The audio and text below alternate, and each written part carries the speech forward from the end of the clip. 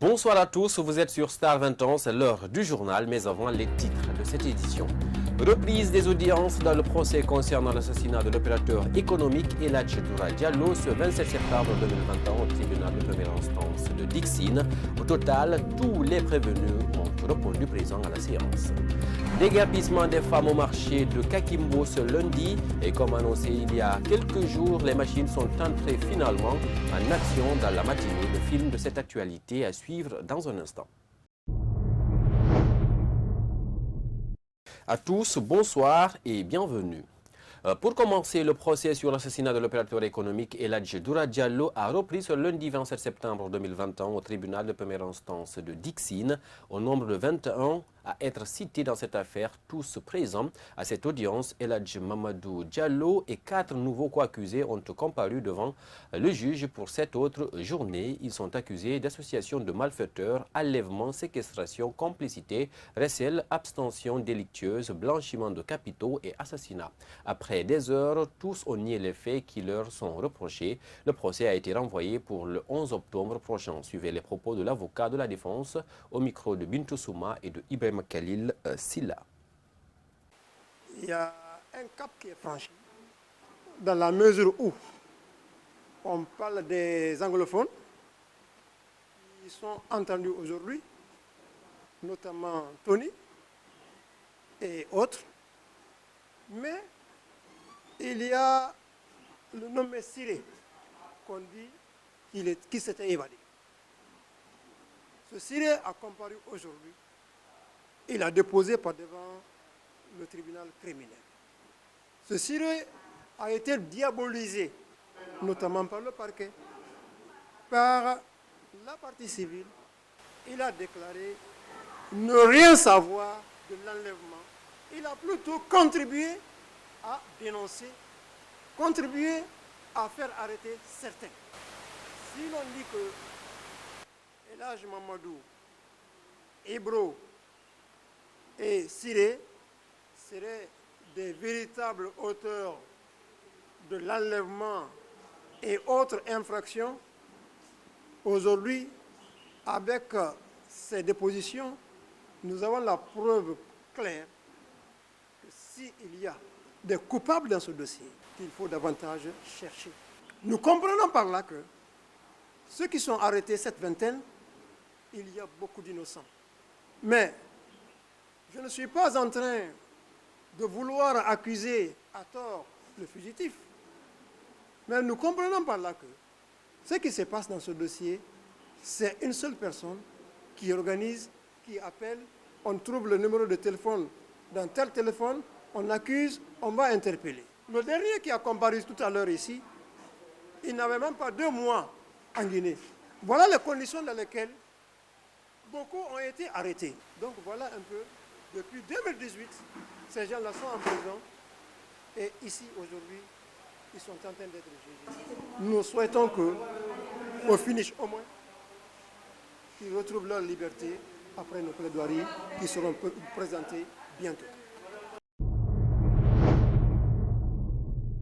Dans cet épilogue judiciaire, les accusés sont composés de Nigérians, Maliens, Sierra-Léonais, Libériens et Guinéens. Sibekou Ogwosheku, Nigérian, a comparu pour sa première fois. A lui aussi nié tous les faits qui lui sont reprochés, une situation que le fils du défunt ne digère pas et explique le lien qui lie le cerveau du groupe qui est Eladj Mamadou Diallo et demande que justice soit faite pour son père. Comme il est ici 1 mois, 2 semaines, il n'a qu'à prouver s'il est là 1 mois, 2 semaines. Il est rentré de Nigeria. Il peut avoir dans son passeport ou bien un ticket de voyage.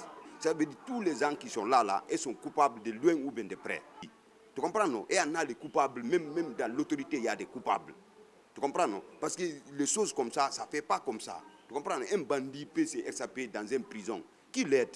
Sinon, on n'a aucune famille là-bas qui est dans le groupe là. Mais on ne peut pas dire que l'information, comment ils sont sûrs que mon père est facile à attraper, etc. Tu comprends? Ça peut être un de nos familles, mais ce que je vois ici, Eladj, il peut être un de nos familles. Eladj, il habitait là-bas, mon père le connaît depuis qu'il est né. Eladj venait auprès de nous, il venait avec des petits cadeaux. Tu comprends? Même si tu es Richard, si quelqu'un te donne un montre, Tu es heureux, tu comprends, non? C'est comme ça qu'il a pu venir à côté de mon père. C'est quelqu'un qui est maudit. Vraiment, vraiment, l'autorité n'a qu'à nous aider.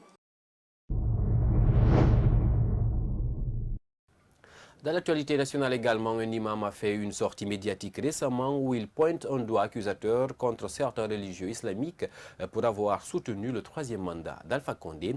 Rencontré par notre rédaction, l'imam Haïdara estime que les religieux doivent contribuer pour la consolidation de la paix et la quiétude sociale dans un pays et non de s'immiscer dans la politique. Madame Kindibali et Moustapha Diané nous font ce point. Après le coup d'État contre Alpha Condé le 5 septembre dernier, les promoteurs du troisième mandat ne cessent d'être dénoncés en Guinée. Dans un entretien accordé à notre rédaction, Elhadj Chérif Haïdara a accusé certains imams d'avoir soutenu le projet du troisième mandat du président dessus. Si le troisième mandat, si le président de la République, notre grand imam, respectueuse, aimé par Dieu, pas pour les hommes qui sont aimés à le premier imam, c'est par Dieu même. S'il voulait voir Alpha, Alpha n'est pas accepté.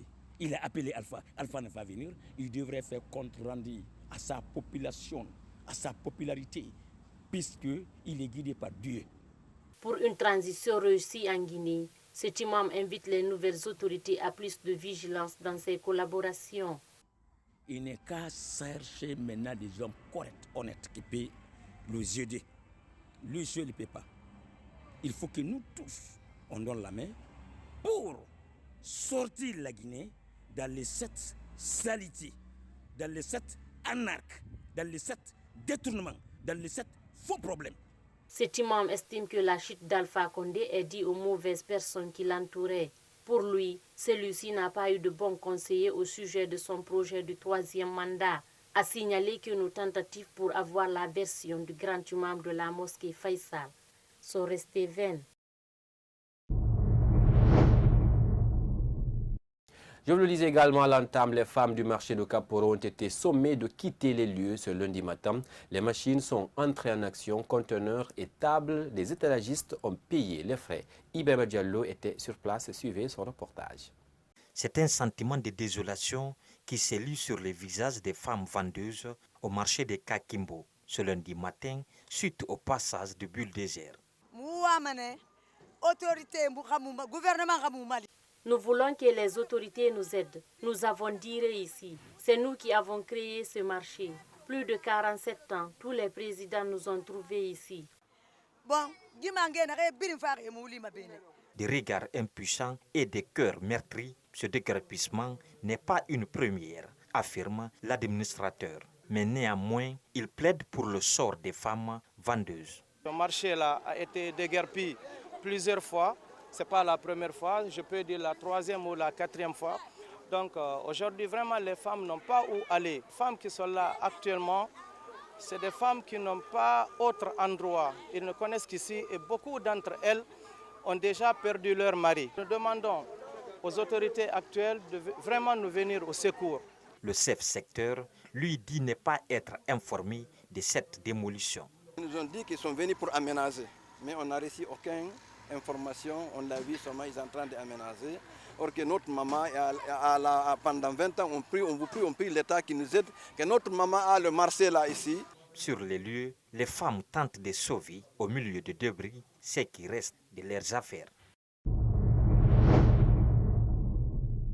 Fait de société dans ce journal dans la nuit du samedi 25 à dimanche 26 septembre 2021, une famille a été victime d'attaques à main armée au quartier Wanidara dans la commune de Ratoma. Il n'y a pas eu de perte en vie humaine, mais des matériels importants ont été emportés. Ce lundi, nos reporters Kedje Toubali et Moustapha Diané ont rencontré les victimes. Suivez leur compte rendu. C'est aux environs de 4 heures du matin de ce samedi que Habibatou Sow et sa famille ont eu la visite désagréable des hommes armés non identifiés au quartier Wanidara dans la commune de Ratoma. Il n'y a pas eu de perte en vie humaine, mais 3 téléphones et un ordinateur ont été emportés, soulignent les victimes. À 4 heures du matin, nous sommes sortis. On a trouvé que le feu qu'on avait allumé s'était déjà éteint. Maintenant, On essaie d'allumer le feu afin de continuer les préparatifs. Les militaires ont rentré dans la concession. Il y a d'aucuns qui nous ont demandé « Il y a quoi ici ?» On les a répondu « On a un baptême demain ». L'un d'entre eux est venu me trouver en train d'allumer le feu. Je ventilais. Il est venu brusquement retirer le téléphone. Il est venu, il me dit d'abord de lui donner le téléphone. J'ai dit pourquoi, te donner pourquoi. Il me dit donne le téléphone, donne. Puisque ma famille a vu que je résistais, je ne voulais pas donner le téléphone. Maintenant, ils m'ont dit de lui donner parce qu'il a fait brutalement. Ils m'ont dit de le donner, j'ai laissé le téléphone. L'un d'entre eux est venu rentrer dans la maison ici, dans la chambre là. Il a pris 2 téléphones plus le PC. Poursuivant, Habibatou Sow interpelle les autorités à assurer la protection de la population et de leurs biens. Ce que je peux dire à ce propos, c'est franchement de nous aider parce que les forces qui sont chargées de protéger la population, et si c'est eux-mêmes qui viennent retirer les biens de la population, qu'est-ce que nous on peut dire? Habibatou Sow affirme ne plus faire la différence entre les forces de l'ordre et les malfrats. Elle explique que les attaques à main armée sont récurrentes à Wanidara. Par ailleurs, elle invite tous les citoyens à plus de vigilance. Sur un autre plan, malgré l'interdiction de l'ancien gouvernement relative à l'occupation anarchique des artères publiques par les femmes vendeuses notamment, celles-ci ne respectent guère cette décision. Au marché de Sonfonia par exemple, ces femmes envahissent encore les bordures de route, empêchant ainsi une libre circulation des engins et même parfois des piétons. Ibrahima Timbobari et Alassane Souma nous signent ce reportage. Nous sommes au marché de Sonfonia. Ici, les femmes vendeuses occupent approximativement les 2 tiers de la route. Laissant les limites posées par les autorités d'antan, ces vendeuses, comme vous le voyez sur ces images, ne se soucient de leur propre sécurité, sinon qu'à l'écoulement de leurs articles. Ces citoyens qui pratiquent ce tronçon à longueur de journée déplorent le comportement de ces vendeuses. Vraiment, ce n'est pas la peine avec ces femmes-là. Normalement, ces barrières-là devraient être la limite entre les piétons et ces commerçants et nous les véhicules là. Vraiment, les embêtent ici pour dépasser. Le passage, chaque fois, il y a l'embouteillage par là. Ma réaction par rapport à cette occupation, ça peut créer des accidents sur la route. Regardez l'embouteillage sur la route, n'importe comment. Même le passage, tout est bloqué. Donc on n'arrive pas à marcher correctement sur la route. Cet autre usager de la route rencontré accuse en partie les vendeuses avant de lancer des reproches à l'endroit des autorités compétentes en la matière. C'est un sentiment de désillusion, vu que toutes les autorités sont là et puis voient ces femmes occuper anarchiquement cette voie. Donc on n'a pas quelque chose à dire, sauf qu'on doit alerter les autorités pour vraiment aider la population à pouvoir dégager ces gens ici. Sachant que la pauvreté bat son plein en Guinée, l'espoir de voir des endroits comme celui-ci sans ces femmes vendeuses demeure encore une réelle problématique, soulignent certains usagers.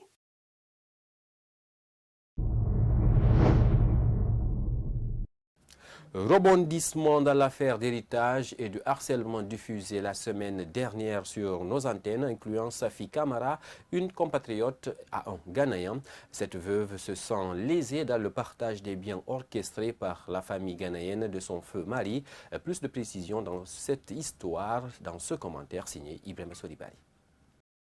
Samuel Yakubu, gérant de la société MME, Modèle Machinerie Exploitation and Work, est décédé le 2 juin 2020 à Accra.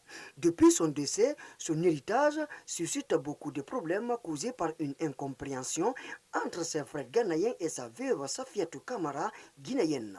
Ce malentendu étonne beaucoup d'observateurs car un procès verbal de conseil de famille de feu Samuel Yakubu a été établi au cours d'une réunion de famille à Nongotadi le 17 juillet 2020 en commun accord avec Safiatou Kamara sur la base d'un testament qui serait fait par le défunt.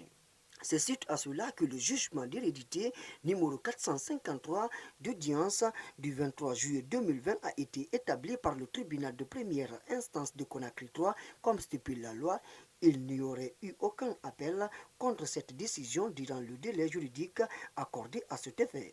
Cette décision qui valide le conseil de famille désigné Emmanuel Soglo comme administrateur provisoire de l'entreprise moderne Machinerie Exploitation MME avant l'arrivée du jeune frère de Samuel Yakoubou du nom de Aoudou Adamou, qui sera assisté par Safiatou Kamara dans la gestion avant que les enfants ne grandissent. Selon notre source d'information, tout allait bien jusqu'au jour où Safiatou Kamara a tenu un autre conseil de famille à Balato, un district de Kintinian dans la préfecture de Ségiri, le 19 mars 2021, soit 8 mois après celui de Nongotadi. Elle se dit être trompée dans le premier conseil de famille, mais aucun Ghanéen n'a été associé à celui de Balato.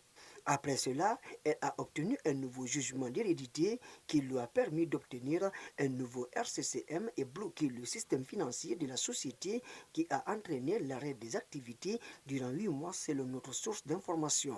La famille ghanéenne rétorque en assignant Safiatou Kamara pour faux et usage de faux. Ce jugement d'hérédité aurait été annulé au profit de celui de Conakry 3. Elle se trouve aussi condamnée par le tribunal de première instance de Ségiri pour faux et usage de faux pour une peine de 4 mois de prison ferme et 8 mois de sursis.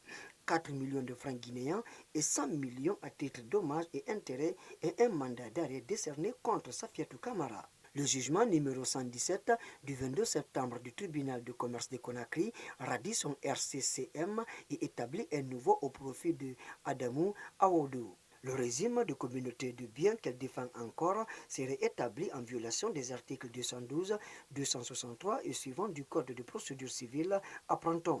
Les décisions rendues seraient frappées d'appel, mais si rien n'est fait pour concilier les deux parties, l'entreprise MME risque d'être fermée, mettant ainsi des centaines d'employés au chômage. Un dossier d'enquête à suivre. Situé à 11 km de la ville de Kanka, le district de Boussoura, relevant de la sous-préfecture de Bérédou, Baramana, est une localité qui a manque de plusieurs infrastructures de base, notamment les routes, les écoles, les centres de santé, entre autres. Les citoyens qui y vivent depuis plusieurs années lancent des cris de cœur. Notre reporter Alpha Oumar Diallo, de retour de Kanka, nous signe ce grand format. Avec une population estimée à 2000 habitants, le district de Boussoura relève de la sous-préfecture de Bérédou-Baranama, située à 35 km de la ville de Kankan, une zone cosmopolite composée majoritairement de femmes et enfants. Le porte-parole du district revient sur l'historique de ce village.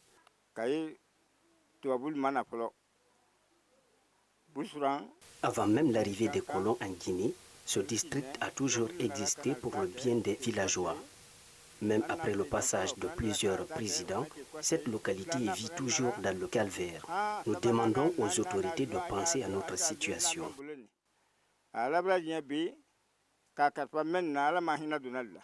Aujourd'hui, cette localité est en manque d'infrastructures de base, souligne Bangali Kamara. De la route principale jusqu'au village, ce sont des jeunes qui se sont battus pour désenclaver un peu cette zone oubliée. Nous n'avons pas d'hôpital. Les jeunes ont aussi construit un bloc professoral pour les enseignants qui accepteront de venir chez nous. L'électricité, on n'en parle pas. Quant à l'agriculture, il nous faut de l'engrais pour produire. Mais que faire?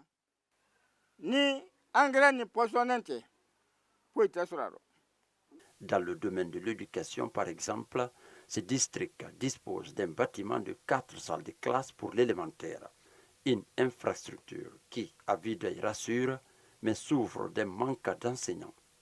Une situation qui oblige beaucoup d'élèves à abandonner l'école au profit des travaux champêtres. Ceux qui sont courageux parcourir 35 km pour apprendre à lire et à écrire. Un fait qui inquiète le chef du village.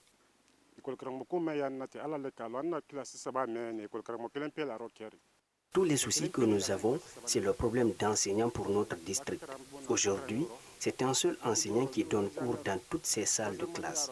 Comme vous pouvez le constater, c'est une situation qui nous inquiète. Il faut que les autorités acceptent de nous aider pour avoir des enseignants parce que le nombre d'apprenants augmente d'année en année. Pourtant, ce sont ces enfants qui seront l'avenir de nos enfants. Mais sans éducation, ça serait très compliqué. Les candidats pour l'entrée en 7e année parcourent 35 km pour aller faire les évaluations.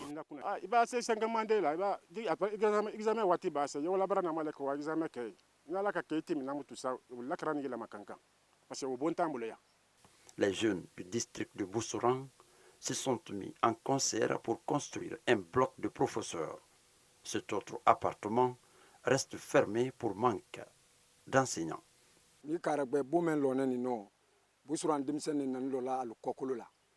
Ce bloc professoral a été construit par les jeunes du village, et ce pour mieux recevoir les enseignants. Mais malheureusement, nous n'avons aucun enseignant et l'appartement reste fermé. Si cette maison reste fermée, cela n'a aucun sens pour nous. Nous demandons aux autorités de nous venir en aide. Le district de Boussourang ne dispose qu'un seul forage moderne qui facilite l'adduction en eau potable. La localité est confrontée à un manque de centres de santé, un manque qui occasionne des pertes banales en vie humaine, surtout des femmes en état de travail.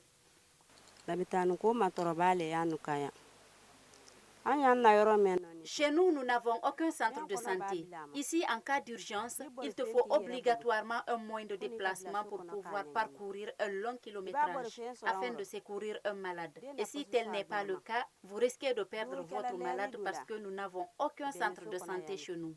Nous sommes abandonnés à nous-mêmes. À l'image de plusieurs autres villages proches de la ville de Kankan, nombreuses sont ces localités en manque criard d'infrastructures de base, notamment l'électricité. Une triste réalité qui mérite l'attention des autorités afin de mettre fin au calvaire des populations.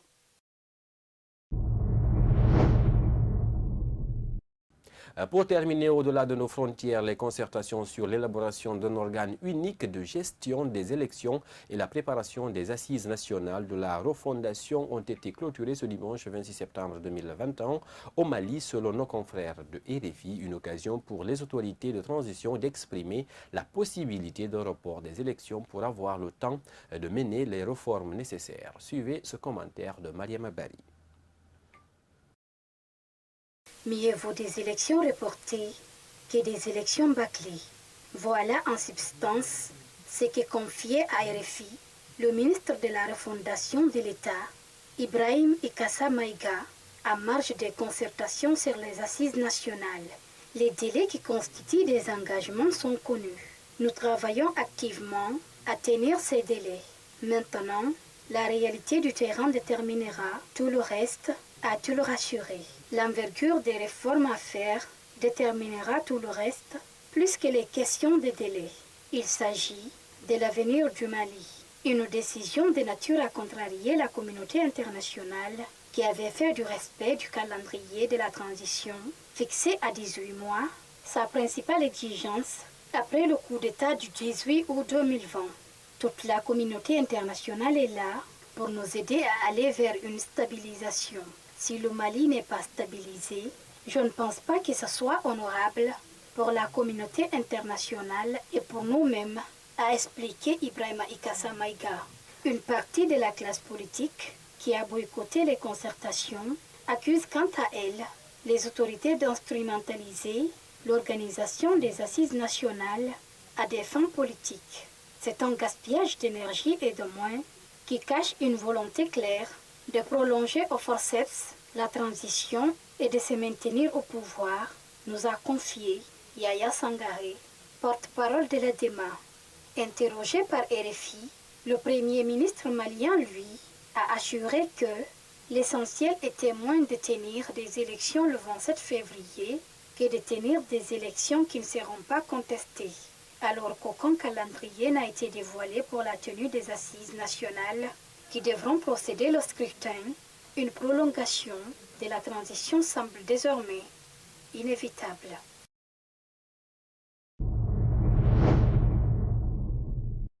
Mesdames et messieurs, ainsi prend fin cette édition d'information à tous. Merci de l'avoir suivi. Passez une excellente soirée en compagnie des programmes de Star Radio TV.